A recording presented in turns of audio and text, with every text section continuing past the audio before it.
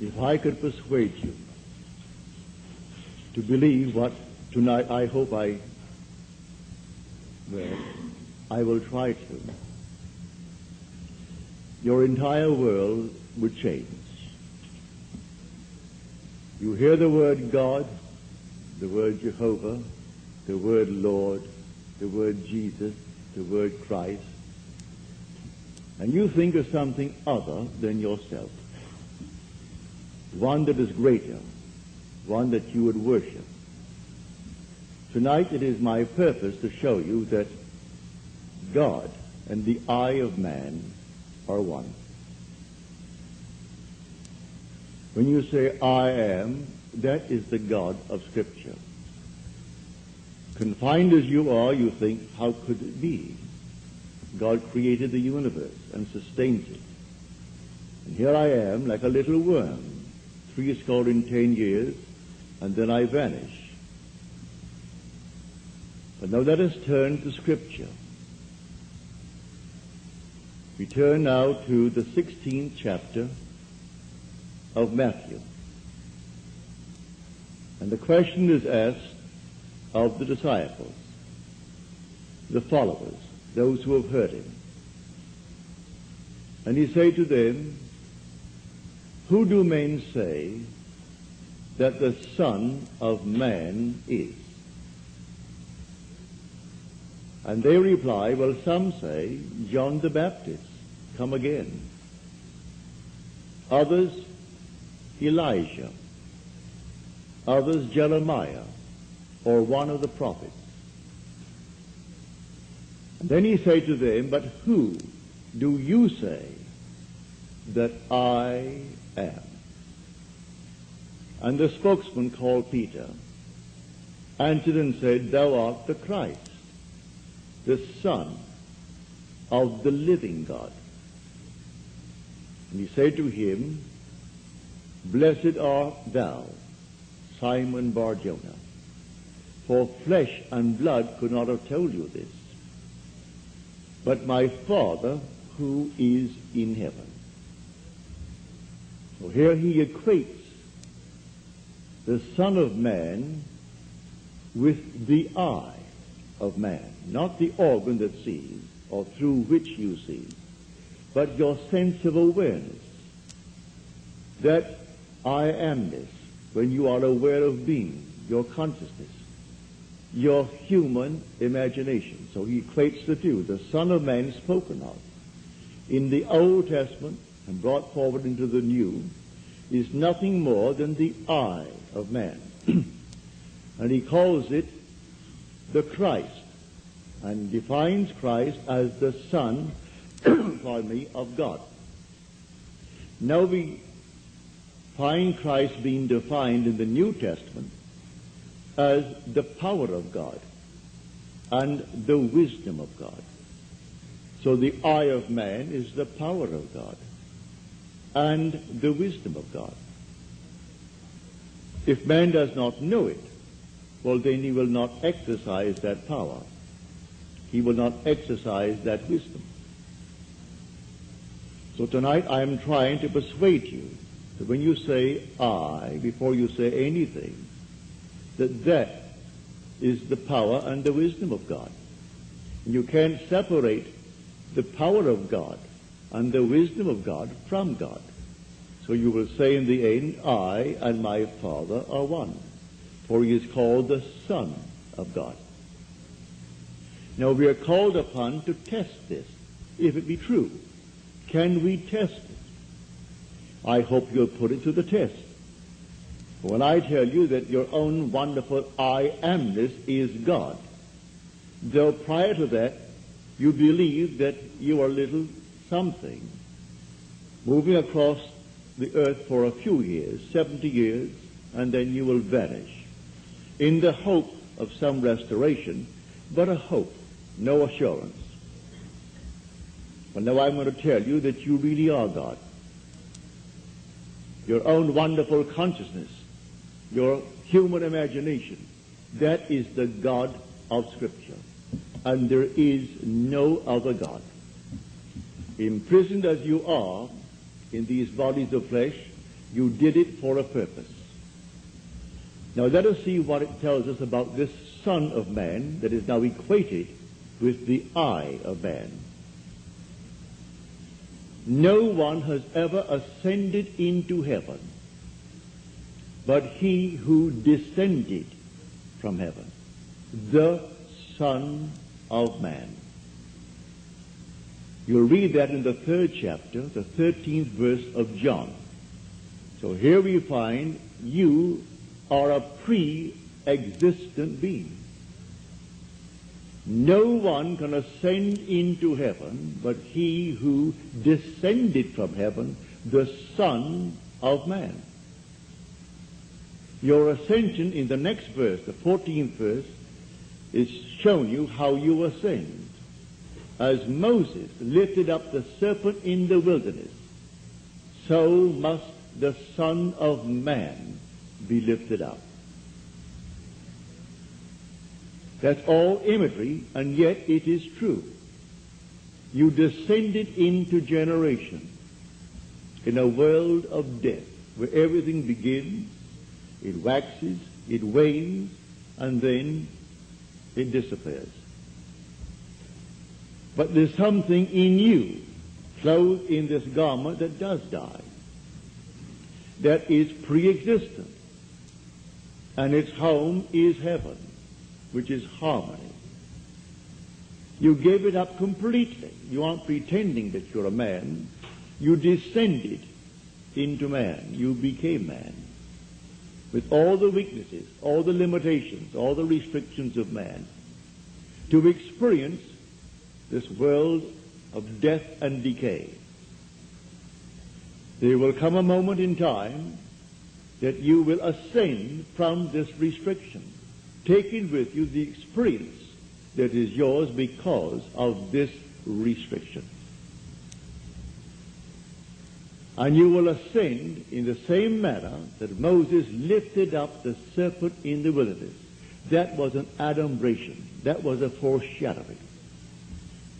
You will rise from the base of your spine, up your spine into your own skull, for heaven is within you.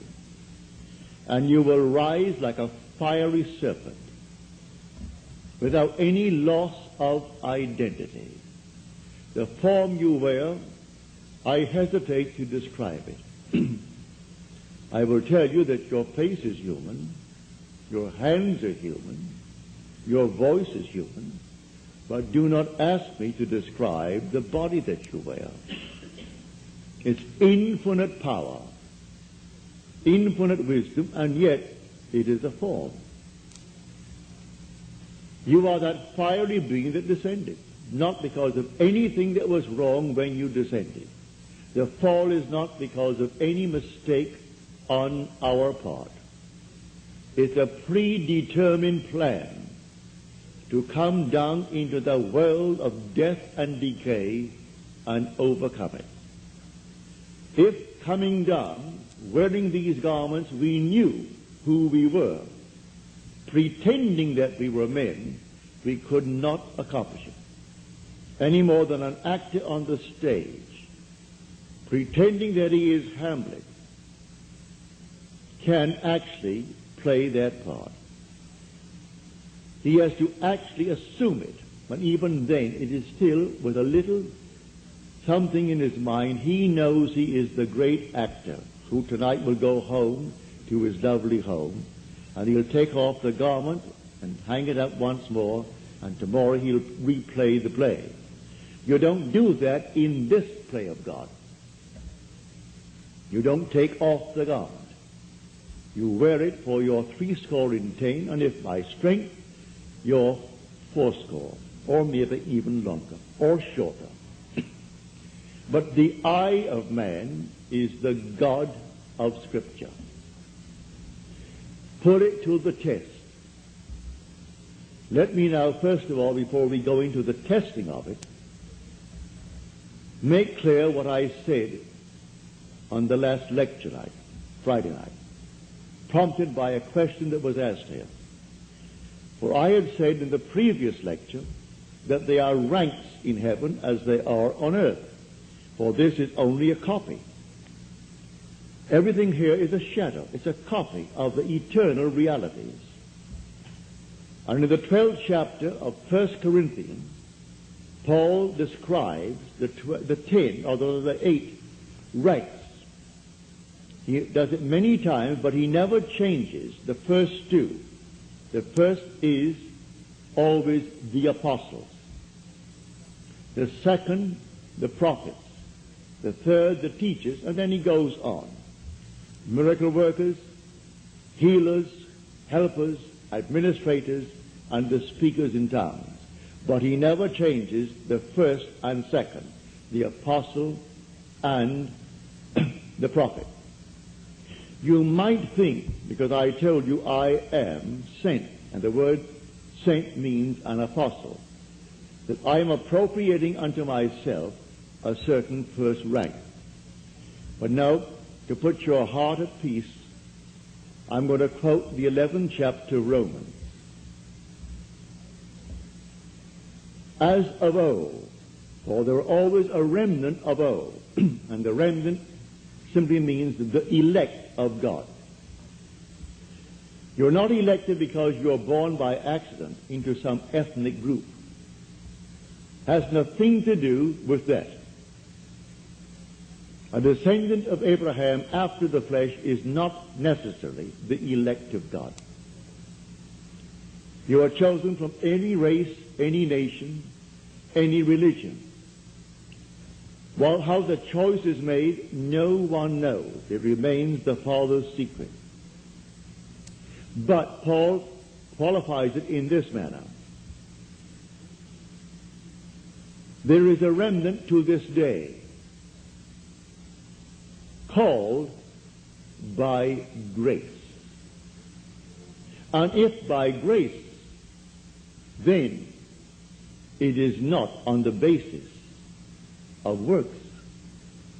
Otherwise, grace would no longer be grace. Therefore, no one who is called and sent can brag. If he brags, he is not the sent. Because it's all by grace. He didn't earn it. It's not by merit. It is simply a secret known only to the Father. So when we are called, incorporated into the body of infinite love, who is God, and then sent, let no one who is sent raise a finger to brag, to boast, for it is all by grace. Read it in the 11th chapter, the 5th and 6th verses of Paul's letter to the Romans. So now I have stated that. So do not think for one moment when I tell you I have been called and sent that in any way I am trying to act superior. For there is no intrinsic superiority to those who are called. Now, he uses an analogy, which I do not think adequate, but you can read it in the book itself. He uses the analogy of the human form, that not all are heads, eyes, nose, teeth, and so on. But that is a weak analogy. Nevertheless, he uses that to show you the different parts in one body. But now to come back to make this a very practical night. Believe me that when you say I, before you say I am John, I am Bill, I am this, I am that, I am the other, you are declaring yourself to be. And that sense of being is God. That's God. Now what are you going to put on it? All things are possible to God. All things. You could say now, as you're seated here, after first affirming that I am, you could then assume that I am, and you name exactly what you want to be. If you believe what I tell you about your own I amness, and remain faithful to what you have assumed, that assumption will harden into fact. When you pray in the true sense of the word, you do not pray to any external God. That was my command when I was sent down with the blue bloods. Has nothing to do with the social structure of the world. It has only to do with church protocol, all external worship, all ceremonies, everything that leads the individual outside of himself. To put a little cross on the wall, or the Morgan David, and then bow before it and see it as something external, is not what Scripture teaches. Buried in the Old Testament there is a pattern. So he said, taking the 12, we're going up to Jerusalem. And everything written about the Son of Man, which is the eye of man, will be accomplished. But they did not understand what he said. It was beyond their ability to grasp. He is going up, and only the one who has experienced Scripture, which means he has actually resurrected the pattern, playing the part that is the central part of Scripture. He resurrects the pattern, all within himself. He plays all the parts. He is the one who is born from above. He is the one who comes out of the grave, unassisted. He is the one whose 3 witnesses bear witness to his birth from above. He is the one they cannot see because he is now spirit, yet more real than all the flesh in the world. He is the one who actually sees his son, David, and David calls him father, and he knows he is David's father. And David knows that he is his son. He is the one whose temple, the body, is split in 2 from top to bottom. It is he now who ascends like a fiery serpent from the base of the spine up into the skull. He is the one on whom the dove descends and lights upon his hand like Noah in the ark. And as Noah brought the dove into him, you bring the dove to you, for man is the ark of God. And as the ark contained all things within itself, pardon me, man contains within himself all things. Everything he creates from within himself. And this pattern, the individual awakens within himself. And who does it? The eye of man. And that is God. Now tonight you can test it, as you are called upon to test it. Test yourselves and see. Do you not realize that Jesus Christ is in you? Unless, of course, you fail to meet the test. Examine yourselves to see whether you are holding to the faith. What faith? To have someone tell me that I am a Christian, or I'm a Jew, or a Mohammedan, and holding to that faith that they talk about? No.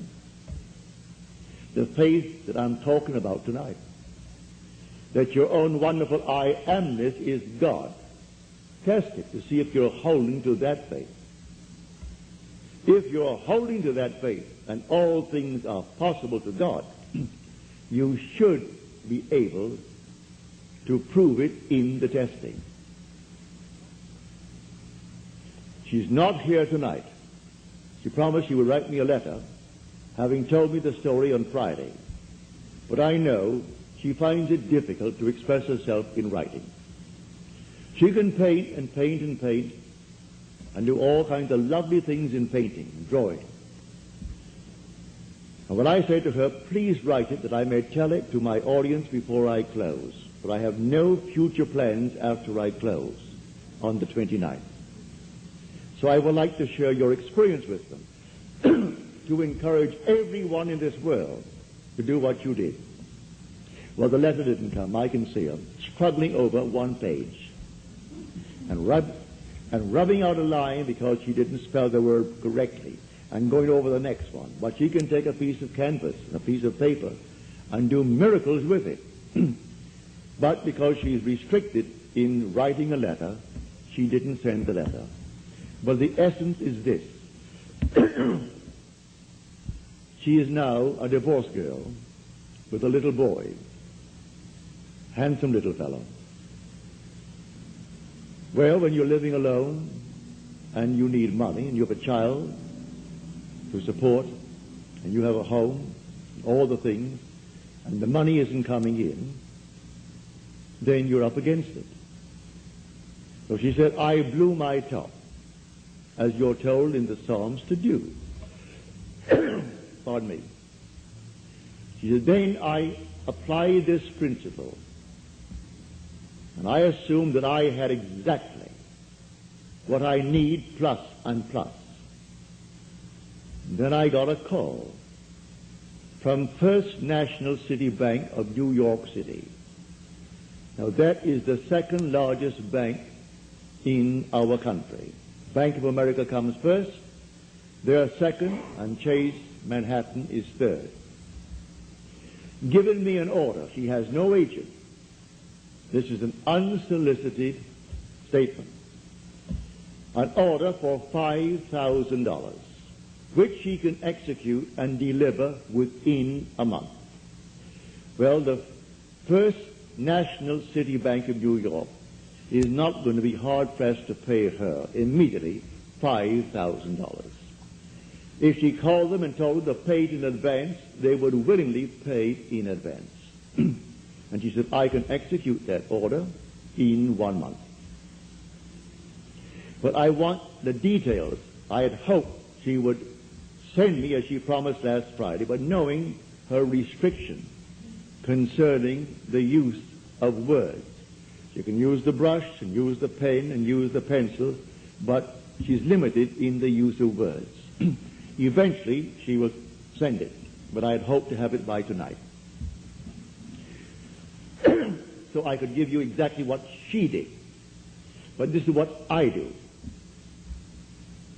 Having convinced myself through experience, I have come to the conclusion that because I am aware that I am, that is God. For if by him all things are made, and without him is not anything made that is made, and I start from scratch, only imagining a state, and then I boldly assume that it is real, that I am actually experiencing that state now. And then in the not distant future, that state crystallizes in my world. Well, then I have found God. I have found the source of the phenomena of life. My only concern then is to share it with others and tell them, for they're all one. We are one. No one is greater than the other, not fundamentally. In his claims of what he is in the world of Caesar, he has more money, or he has so-and-so and so-and-so, but basically the same creative power in the man tonight behind bars serving life is the same creative power of the one who sentenced him to life. It's the same being. There is only one God. Hear, O Israel, the Lord, our God, the Lord is one. And the word translated, the Lord, is Yod He Vav He. Properly translated is I am. When you go unto the people of Israel and they ask you, what is his name? And you claim that the God of Abraham and the God of Jacob and the God of Isaac sent you. You say unto them, I am has sent me. That's my name forever. And by this name I shall be known throughout all generations. But man finds it difficult keeping the tense. And so he speaks of thou art, or he is. And he never actually comes down to the fundamental and knows that I am. I am the cause of the phenomena of my life, good, bad, or indifferent. I have to live with it and change my assumptions if I would change the world in which I live. But now, can I help a seeming other? I say you are myself pushed out. Can I help another? Yes, because there's only one. If your request of me comes within the framework of the golden rule, something that I would like done to me, then I can willingly help you. If you ask of me that which does not come within the frame of the golden rule, do not ask it of me. I grant you complete freedom to go elsewhere and go to anyone who will tell you they can do it in spite of what he said. Go ahead. But if anyone asks of me any request, all that I do is this. It's so simple.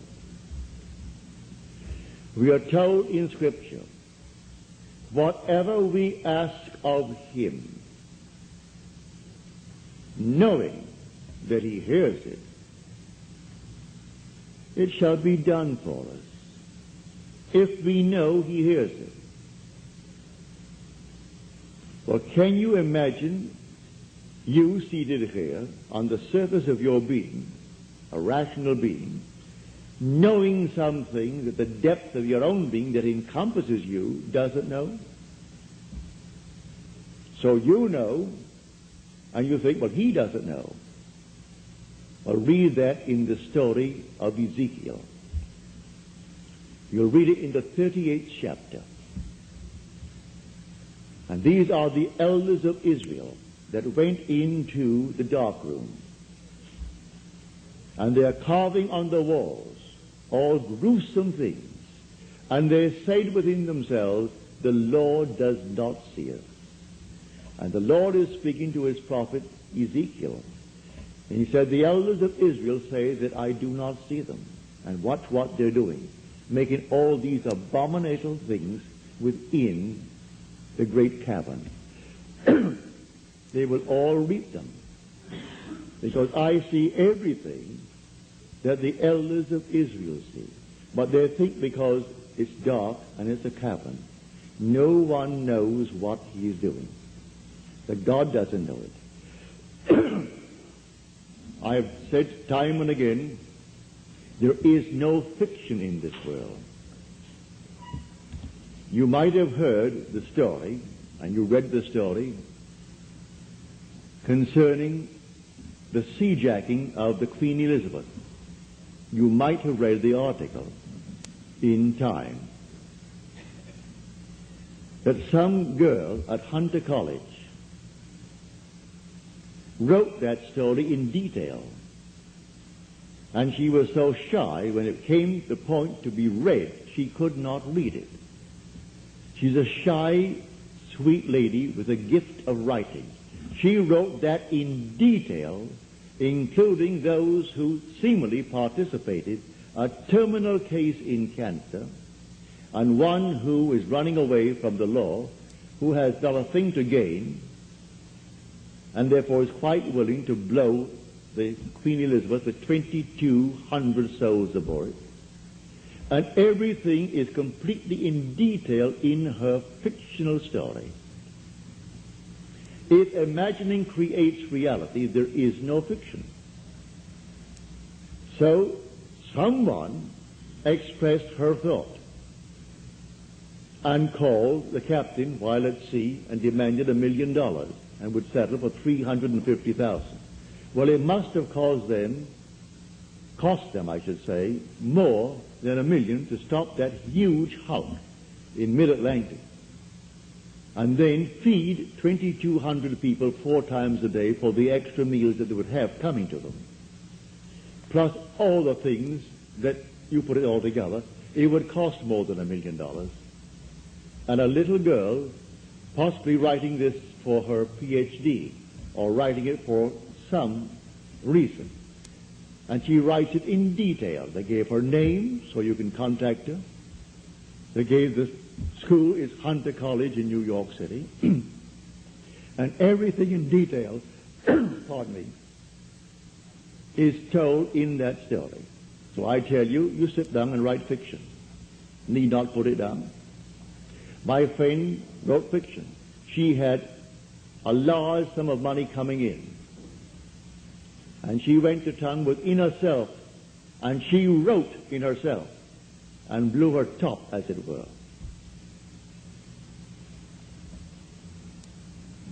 Thank you, Harry. Thank you. Didn't drink enough tonight.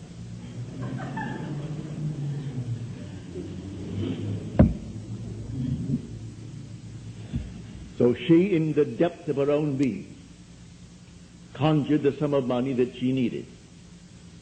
Beyond, always go beyond. So we are told in the psalm, be angry, but sin not. Commune with your own heart upon your bed, and be silent. Yes, blow your top, but do not let the sun go down upon your anger. Be silent as you commune with self. You don't commune with another, for the self of man is God. So be angry, but sin not. Commune with your own heart upon your bed. Not communing with another, and then you actually know exactly what you want. And in that state, fall asleep. And in a way that no one knows, and you, in your surface mind, you do not know, it will all come to pass. Everything in the world is created this way, but man does not know it. Who knows tonight who is treading the winepress that is going to cause a change of mind in tomorrow's world? But when they do it, they are intense in the doing it. If you are lukewarm, you're told in Scripture, I'll spew you out. Would that you're either hot or cold. But because that you are lukewarm, I will spew you out. You can't do anything if you're lukewarm. You must be intense about it. You want to be rich? All right, can be rich. You want to be known? You can be known. No matter what you want, but you must be intense about it. And then commune with your own heart upon your bed, and then let it drop. You'll read that in the 4th Psalm, the Psalm of David. So I say to everyone here, believe me, your own wonderful I amness, your consciousness, your wonderful human imagination, that is God. And all that you behold, though it appears without, it is within, in your imagination, of which this world of mortality is but a shadow. So you can change the shadow if you change the object, for you are the light. He said, I am the light of the world. Change the object that you're holding within yourself and identifying yourself with it. Change that object, you're light enough, and you'll cast a new shadow upon the world. So you say, I am, and you name it. And then you say, I am unemployed. No, I am gainfully employed, making more than I've ever made before. Don't ask yourself how and why and through whom. That is not your conscious reasoning mind's concern. If you take the intellectual background, the educational background of those who are making top money in the theatrical world, I doubt that they could pass any college examination. I don't think they could pass any entrance examination to college. Yet they're making $1 million, $2 $2 million a year.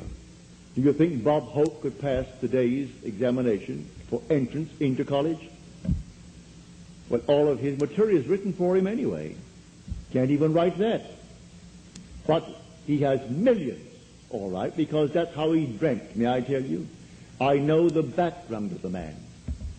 A friend of mine who is now gone from this world played in vaudeville with him, and he would borrow from my friend every week a sum of money because he had to go to that post office and buy a postal money order and send to his bank. He borrowed money that was interest-free because he was sending in money that was not interest-free. He had to send a certain sum of money every week, and he would send it into his account. And borrowed from my friend Harry Webb, who had a band, and they played together. Not in the same act. Harry had his own act. He has a small band. And Harry was the outgoing personality who didn't care about money, and so he wanted money. Hope wanted money. He would loan him the money. He always paid it back the next week and borrowed it again, because he had to have so much in that bank every week. And when they would go into a restaurant and food was left over, like bread and butter, who took it all home? Bob Hope. Bob took all the buns, all the rolls, everything that was there uneaten. He paid for it, and you paid for it. You don't want it, Harry, do you? No. All right, so he took it home. So he has 400 million, so they claim. That was his goal in life. If that's your goal, have it. I speak of another goal. The goal of awakening to who we are. When man awakens from this dream, the whole vast world and all that it contains is as nothing to the being that you are. You came down from heaven, where the whole is yours. As you're told in the 50th Psalm, if I were hungry, I wouldn't tell you, for the world is mine, and all within it. The cattle on 1,000 hills are mine. So why should I tell anyone of my need when it's all mine anyway? I would slay and eat. When you awaken, you don't ask anyone if you awaken from this dream of life. But while you're in it, all right, we're one. This little hand of mine, if it begins to itch here now, it's easier for me to take this hand that is not attached to this and scratch it than to try to bend this thing out of shape to scratch the back of it. I could rub it here, but why not? This is easier. And take a part of my own being to ease the itch. Because we're all one pushed out. So you can do it. Ask anyone that you trust. May I tell you, he isn't, if he knows how to pray, he isn't going to burst any blood vessel. He isn't going to get down on his knees and pray to any external God if he knows how to pray. He isn't going to beg of anyone in this world. What he will do, he will simply represent you to himself as one telling him that you have what you asked of him. And when he is satisfied that you told him that you have it, don't ask the second time for the same thing, because he is not going to listen to you. He heard it, he is still hearing it, and he will continue to hear it until that which he has heard is perfectly externalized. So don't think you need several treatments. That's a lot of nonsense. Treatments for what? It either is or it isn't. So when they start getting you on the hook and say, no, I think you'll need more treatments, you'll need more treatments, she or he or the crowd, they do not know what they are doing. When you pray, go within and close the door of the senses. Deny all that seems so obvious, and your Father who is within will reward you openly. But commune with self, for you and the Father are one. So you commune with self. And what does he tell you? Exactly what was asked of you. He heard it, and he has all the ways and means that you on the surface of your being know not of. He will do it. You can ask anything of one if it comes within the framework of his code of ethics. Don't ask anyone who knows how to pray something that does not come within his golden rule. Do unto others as you would have them do unto you. Just as simple as that. And most of the requests would come within that rule. And so you simply hear it. And then you drop it completely. And in the depths of your own being, you're still hearing it.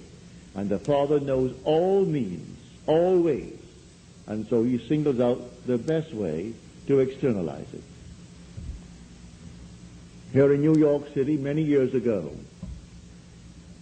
this lady, a lady of considerable means, she left her home in New York City and went off to Paris with her 2 children, leaving her home and her maid. Before she returned, the maid took all of her furniture and took it away. When she returned, the apartment was there. Rent was paid every month. But there was no furniture, not a thing in it. She employed a private agency, told the police department, told all the authorities in New York City, and plus her private agency. At the end of a few months, they did not turn up one thing concerning that stolen property. She came to see me. I said, all right, you're seated there and I'm seated here in my apartment, aren't we?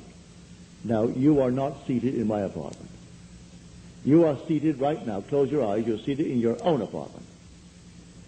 And you had a grand piano? She said, no, I had a piano, but it wasn't a concert grand. It was grand, but not a concert grand. And on it I had my pictures of my 2 children. And I had pictures of the wall. She told me what they were. And the furniture, I said, all right, refurnish that place as you left it. You have a memory. She did. Now, when I stopped talking, it's because you have refurnished that place to me. Now you're going to go in, and you aren't going to see your apartment from my apartment. You're in your apartment. And you can feel your chair, and get off your chair and feel the piano, and see the children, the pictures of the children, and that's what you're going to do. She agreed she would do it. And then we simply broke the spell. What did it take? 2 minutes? 3 minutes? That week, she went to her bank on Madison Avenue.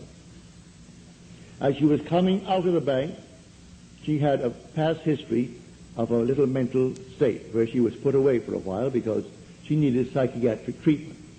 And the bars on this window reminded her of her past history and therefore addled her for a while. So she came onto Madison Avenue and turned south instead of turning north, where she should have. When she discovered her mistake, she was at the end of the block. When she got there and discovered her mistake, she looked down, and 2 very familiar ankles were standing right before her. She came up to the face. That's her maid. And the maid spotted it and started to scream. She went over to the maid and grabbed her before the light changed and hailed the oncoming taxi and said, you're taking me right now. And the maid, who could have killed her, she was so big and strong, was so reduced to impotency because of the discovery. And the maid took her to the place where she had stored that furniture. She said, I'm not bringing action against you. I want my furniture. And she got it back into her own apartment within the week. A seeming mistake was the way the Father laid her. All I ask is to go to the end. If I go to the end and give thanks to the end, and for the end, it's done. Now let the one in the depths of my own being devise the best means to take me to that end. The end is where I start. The end is my beginning. And that is a story that I know from personal experience.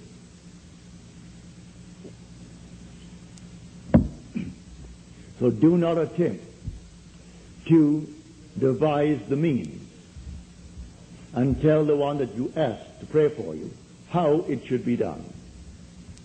He will lose all interest and turn his back and say, go elsewhere. You don't go into a doctor's office and tell him what he should do. If you go to him because you trust him, well then you either got to trust him and continue, or you're going to leave him. Well, if you go to someone that you really believe who knows how to pray, don't tell him how to do it and what means should be employed in order to do it. He is going to go to the end if he knows how to pray.